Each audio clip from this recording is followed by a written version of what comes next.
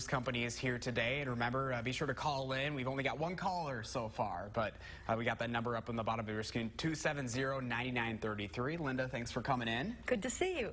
Yeah, I did bring a few things along that are sort of part of the season. You know, amaryllis, this is a great time to get those started. That's that on the far right with the big red flower. That will get probably 2-3 feet. It's sort of a cool plant to buy because, especially if you have kids, you visibly get to watch this and increase in size, and then these huge flowers at the top, and the whole aroma of the rosemary is filling the room here. And that's this little cone-shaped plant that has been sheared into a shape. If you use this as a house plant during the winter, don't let it dry out, but you can actually use that for your Thanksgiving dinner. I know this is always kind of a tough time of year because people are always wondering what still can grow, what can you do inside, how do you keep up with it?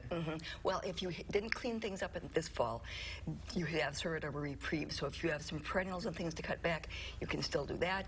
If you have bulbs that you haven't gotten in the ground, do that as soon as possible because there's maybe a little bit of frost, but you can get through. All right, and I think we do have a couple callers now. Remember, 270-9933. We're going to begin with Michelle in Middleton talking about fall fertilizer. Michelle, what's your question?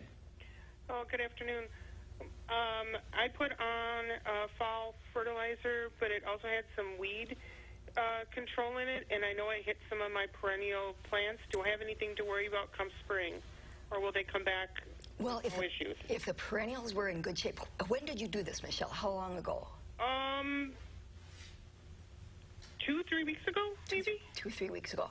All right, because that granular material will kill other plants like perennials if it is on a nice green leaf. If they had sort of been declining, then you probably don't have much of a problem.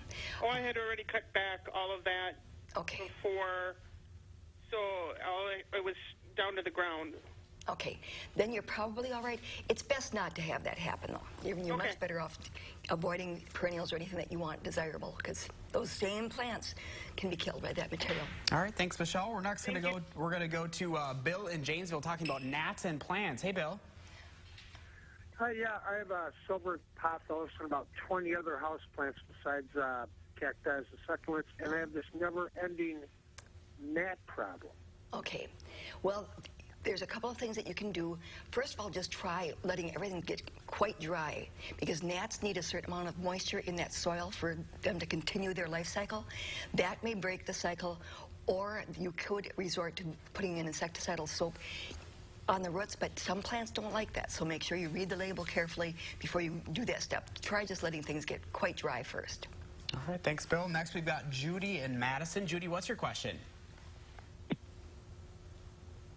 Hello? You there, Judy? Yes. What's your question, Judy? Hi, my question is about orchids. Yes. My question is about orchids. Okay. Do you know what kind of orchid you have by any chance? I'm not quite sure of the kind of orchids, but what I'm wondering is... No, I'm sorry, I don't. All right. Well, I will say that the most common orchid that people are growing these days is Phalaenopsis. So if you're trying to... No, they're common orchids, but what I'm wondering is I have them all in small pots.